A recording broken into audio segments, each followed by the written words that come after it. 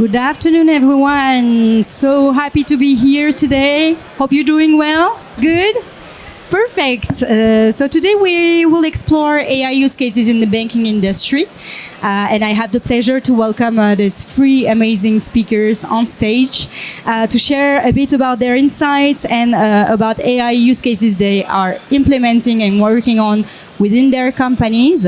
So just to deep dive and to start this conversation, I wanted to ask about the current AI applications that you are experimenting today. So maybe Anne, would you like to start? Yes, concerning AI application, in fact, we are a bank, so we are really an entity that has as a DNA the security and the control. So it's really there that you can have the most efficiency by applying AI. So typically, if you talk about risk and compliance, it's you have really efficient use case at this stage. You can reduce the false alert by more than 75% by applying AI. So it's really efficient technology for this kind of use case. And of course now, with the evolution of the technology of AI, it's really something that you can apply for customer experience and for employee experience. You can have really the symmetry in terms of intention between a client and an employee now by applying really virtual assistant tool for them. So it's really the path that we are following right now. And could you share some concrete examples of AI use cases that you are experimenting? Yeah, so the first use case that you implemented, it's really the anti-fraud tool, and it was really powerful because we decreased by more than 75% the alert, and we increased the detection rate significantly.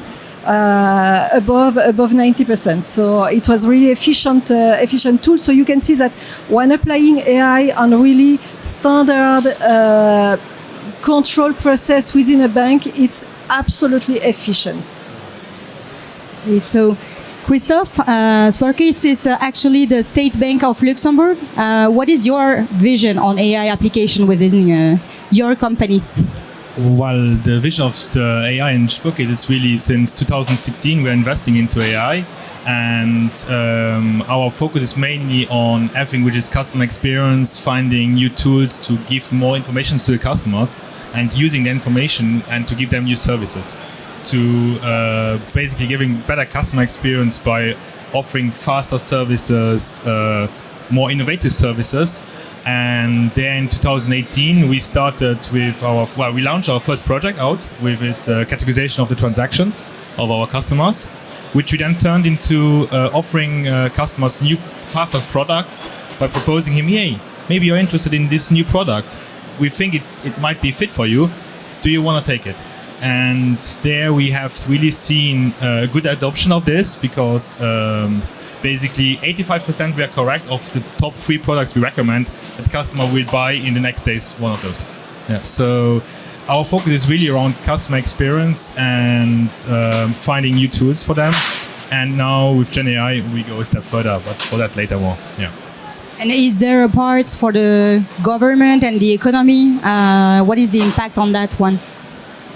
Well, we are not developing AI for the government, so we are really just for our Spuerkeess. We are not externalizing our knowledge to the government. We are talking with them, of course, to see what we can do. But no, we are really we are State Bank, but we are independent of that part. Yeah. State has its own AI teams. Yeah. Great, thank you very much. And for Pictet, Riadh, what could you share with us today? What is your concrete AI applications within Pictet, because there are many business units also in Pictet Group. So what could you share with us today? Yeah, thank you so much for the opportunity. So we are Pictet. For the people that don't know Pictet, Pictet is a Swiss private bank that more than 220 years. We established here in Luxembourg since 35 years. We are having our anniversary here in Luxembourg this year for 35 years presence.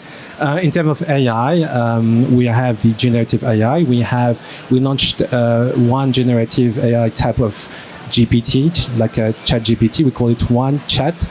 It's a joint venture that we had with the fintech to develop our own chat GPT, and we have an internal model really secured with secure data of Pictet, because you know that security within the bank is really important for us to protect our clients, to protect our data. And how we use it as you use it every day. It's like a virtual assistants. My role as a chief of staff is to make sure that we are upskilling all the staff within our company.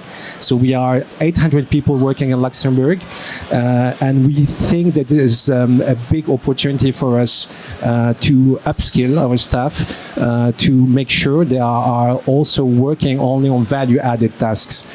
So what we do, it's we make sure they are using this generative AI tool like ChatGPT in order for them to see how they can make progress on a daily job.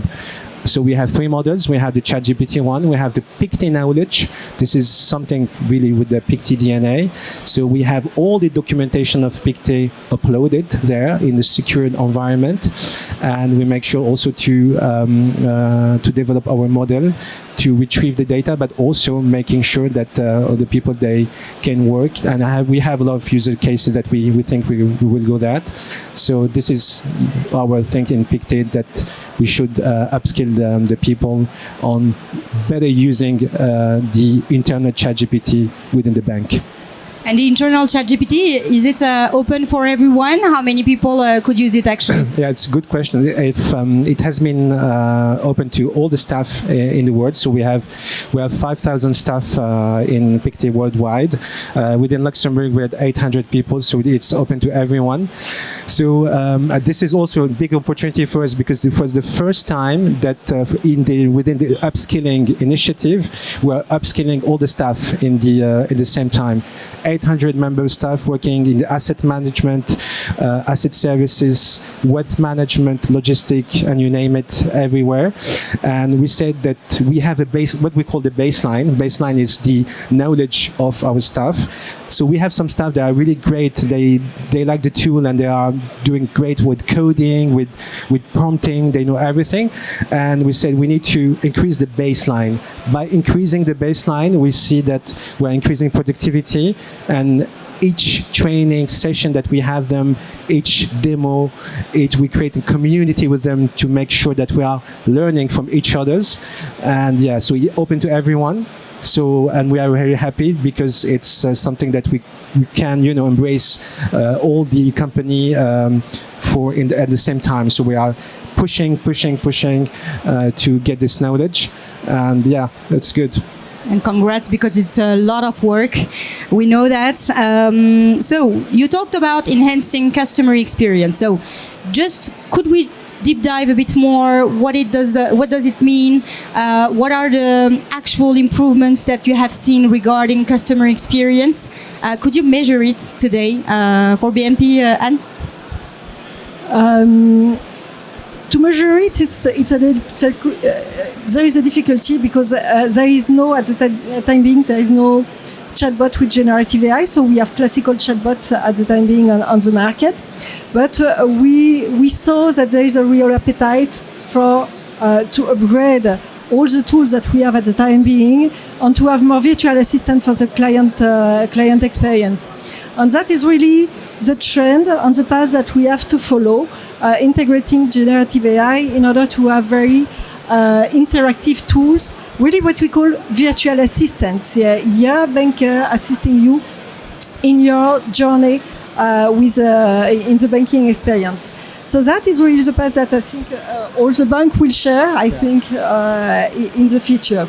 So yes, AI is really interesting at the time being for the standard topic, and we use it usually for the next best offer, as you mentioned it. We can use it as well for standard tool on helping people. But the next stage will be really to have a virtual assistant that can understand what you are talking about, what you want, what is your intention, answering to that with all the different applications that can be linked to that behind. So yes, the future is in front of us in terms of customer experience, I think. And Christophe, what is your feedback? Maybe you have also customers' feedback today.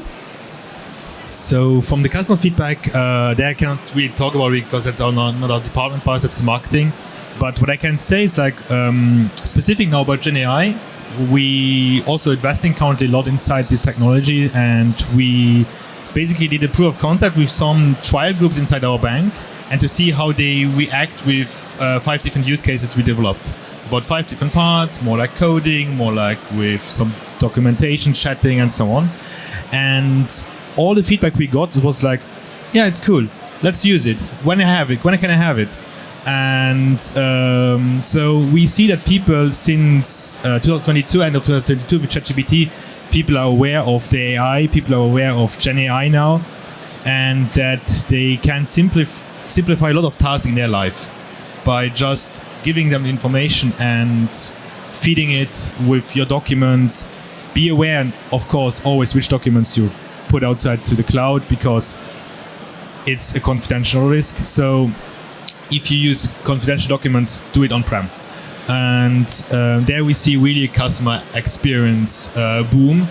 And I since really the start of ChatGPT, I don't like anymore the term chatbot, because it's not anymore bot. It's for me really an assistant. It's an assistant which helps you doing your day task, doing stuff faster, doing some more simple. And but that's really the Gen AI part. If we go back to the AI world, there we saw also that since we launched our in our SNet that you can request online loans, we went down from a day or 2 days of requests to seconds, because the customer goes into his online banking, he requests a loan, and in a matter of seconds he has the loan, or he will be transferred to the agent. So there is the connections between human assisted working through AI, which helps the customers get better services. Yeah, so good adoption. You're actually saying that your employees are willing to use it and are demanding it internally? Yes, it depends really which kind of users. The more, and there when I come back to what Riadh before said, the training of the staff is so important, and you need to train your staff so that they know what they're talking about and that they know where I can use it. It's not for making them fear, it's for helping them to get better in their job, to take stuff away and to have time for other tasks and to help the banks. And I think really, yes, there are people who are afraid, certainly, but I think the majority, more and more people are really seeing the value, the added value of such technologies. And I would just add that in reality, even AI, you are using it in a private life. So the point is that we are in an acceleration in our society where we want to have everything immediately, instantaneously. And it will be the same in the bank. So we have the hype with ChatGPT, and people think that we can have everything at the same time, immediately. It's something that we need to build in any case, with the security around that. But it's right that we have to take into account that we are in an accelerating way of the life, and it will impact our customer, it will impact our employee as well. So we need to address this challenge, and it's a big one. But you see the appetite. Everybody has the same appetite. Even in our private life, we are already using that. So we want to have the same thing in our job, and we want to have the same thing as a client as well. Yeah, totally agree. And you said something just before, Emma, and relate to Anne, it's the fact that it's a lot of work. One condition of the success to implement such technology, but also such know-how, is the fact that you need a central point, central person as well.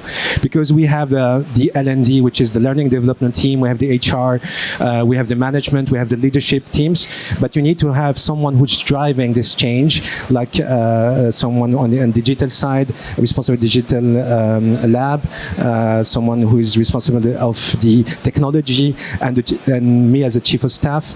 And here was like a no-brainer. When I took the job as a chief of staff, it was like we needed to upskill, and our priority was here in the generative AI. In terms of user experience, my client is the staff. So for them, they are my client are really happy. So we did a survey. So what we've done, we did first when we implemented the tool, we did a lot of push on the training, but also we didn't ask if you are interested. We say we have this demo, bring a user case, let's have like workshop, and we see how we can upskill on this tool, and we give you examples. One of the retour experience that we had is the fact that by having this kind of discussion, some other user case come up from the staff without knowing about them, because the creativity is always, we have this robotic thinking, but the human thinking and the brain power around the table will be always, not say better, but will be complementary to that. So by doing this, people were see, okay, I can see the value added. I know how to use it. So from statistically, we saw that the people were using it and they were saving 1 hour a week. And now we have 2,000 weekly users and 1,000 daily users, and they're saving up to 2 hours a week, which is huge in terms of productivity of a company of Pictet of 5,000 employees. So just go back to your remark, which is that's huge. Huge work. Yeah, absolutely. And it's very interesting because there is a lot of appetite, more than before, we can say it. There's also this creativity and everybody wants to experiment, implement. But how do you guys are working on it? Because it's your role to organize all this work. What is the starting point? How do you organize this AI use cases implementations? How do you prioritize? Because it's about prioritizing these use cases also. How do you work? Well, by us, it's like we first of all start discussing with the people. The business, they have the knowledge about what they have to do. We are the experts in the AI, and so we know how we can maybe use their knowledge and transform it. But they have to explain first to us, what do you want to do? And then if we have this information, what I see often is that they came with an idea and they're leaving the room with another idea, because they had certain ideas in their head, which maybe was not feasible at this moment, but some other parts are feasible and they're happy. And then if we have the idea, then the procedure starts. So opportunities are created, the C-level is deciding, okay, where we'll invest now our resources, maybe it's later, maybe it's directly, we prioritize or not. So it's every 3-4 months we see, okay, which opportunities are there, which we plan for next quarter, and then we start. And some opportunities take longer, of course, but that's normally the way how it's happening by us, that people are contacting us, we are contacting the people. If we have an idea, and it's really this exchange between the IT and the data science team and the business is really important, because without those, we have no work. Without us, we cannot optimize them. So it's really this collaboration is very, very important. Yeah. So it's about human. Yes, exactly. It's about humans. The collaboration is really important.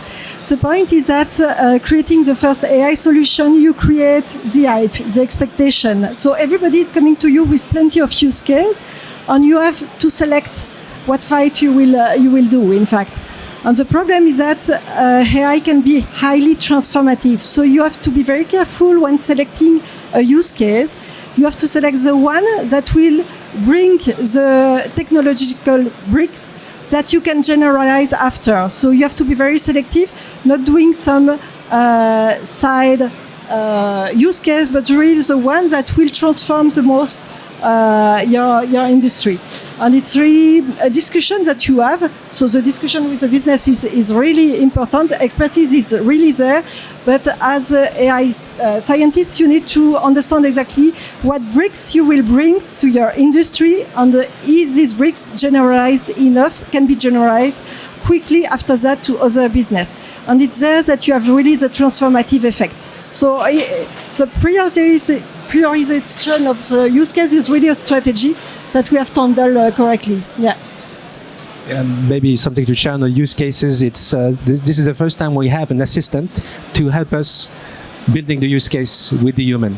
So this is what we do, and for me it's like we have an additional big leverage that we need to use. We use also shared tools that we have. For example, we have now a shared prompting library.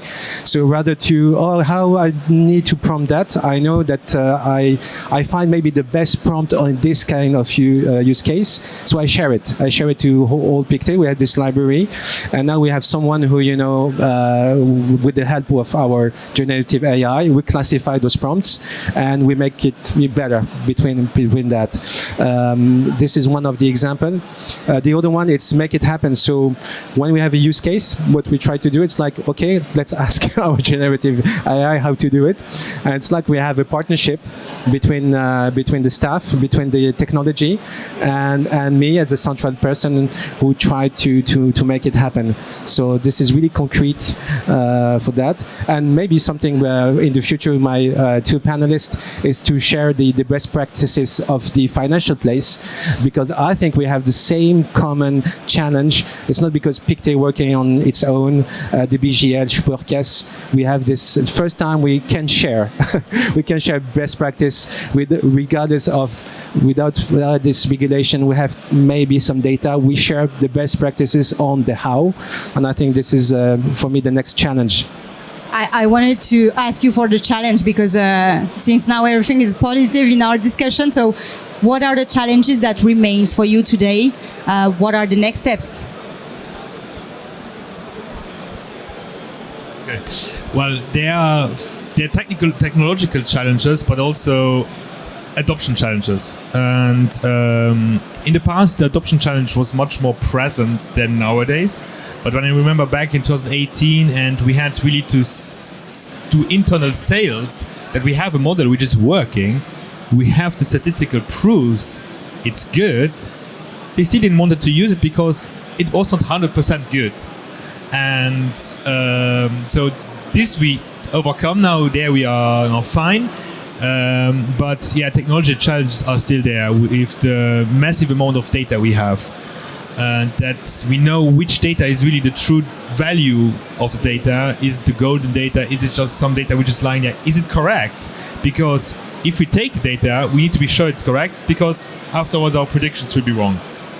So there is really one of the biggest challenges I think we are facing. Another challenge we had in the past was the integration into the legacy system of banks, because AI is new. Banks are not existing since yesterday, so we have old systems. So how can we connect those two worlds together? So this challenge we faced seriously in 2022, 2023, which we overcome now. We are completely on the good setup there. So integration is also gone, but now is governance coming, the EU AI Act is coming, new regulations are coming, and we need to see how we are still bringing a good return of the investments of AI by all following those rules, and by increasing the quality of our data is the first step. Yeah. And do you agree? Yes, definitely. And there is new challenge in front of us, because we are really in a run for the excellency in terms of technology. You see that the technology is evolving so fast. So one of the challenges to keep a technological watch, a close technological watch, and to be able to integrate the new technology quite quickly. So that is a big challenge. On top of that, there is as well some investment that we have to foresee, because the new technology means, as you said, there is the legacy system. So we need to transform as well this legacy system and to do some investment in terms of infrastructure. So that is another challenge that we have really in front of us, specifically with the generative AI now, and with the new technologies that will arrive in 3 to 5 years now. So it's really something that we have to keep in mind.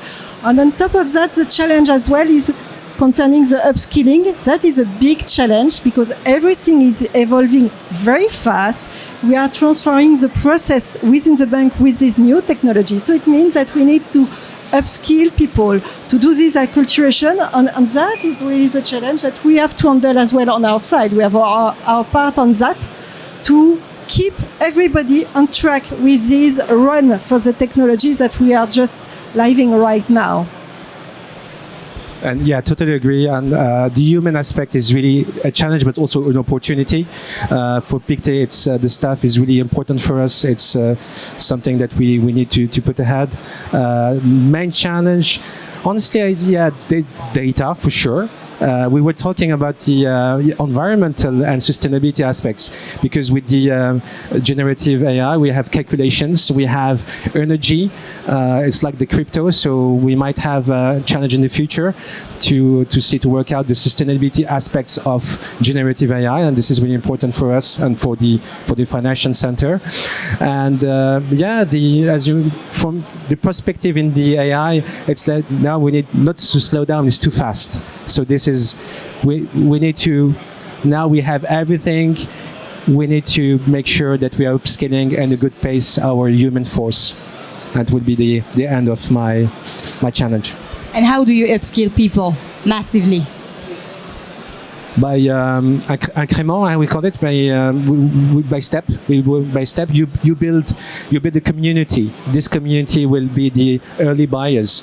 Those early buyers, you increase the skill, and then you keep up pushing the skill and training. It's like the tennis, it's like piano, it's like everyone. So you need to 1% compound interest every day. You all share with me training programs that you're working in. It's very important, Christophe. Yes, exactly. That's really important. Also, communities. We create using Teams, communities channels where we discuss new topics. Someone saw something on the internet, or he shares it.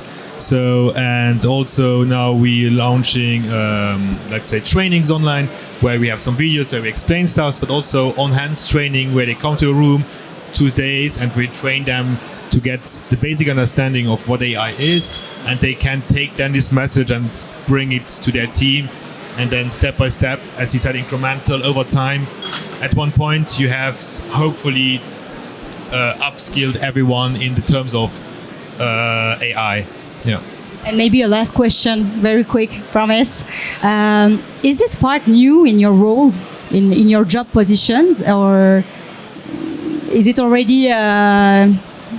How to say this? Was it already in your job roles, or do you see an evolution? I know. For me, it wasn't. It's part of the chief of staff to try to upskill, but I think sometimes it's really important not waiting for your job role to try to. We had the opportunity today to upskill all the staff at the same time, and I think we need to take it. And I think the organization that will do it, they will succeed. So I think it's really strategic for us. Yes, it's really highly strategic. It's right that at the beginning, when we started to create some AI use case, it was quite simple because it was for some business. So it was easy to do the change progressively and to have them on board with this technology. Now with the new hype of technology with generative AI, there is a generalization of this technology. So it means that we have to upskill everybody at the same time, and that is really the challenge. So we have to we put in place typically some e-learning, some training in place in order to let them select, depending on their level, to select exactly what they need and to have the possibility to increase their knowledge progressively. And it's really like that we will do that.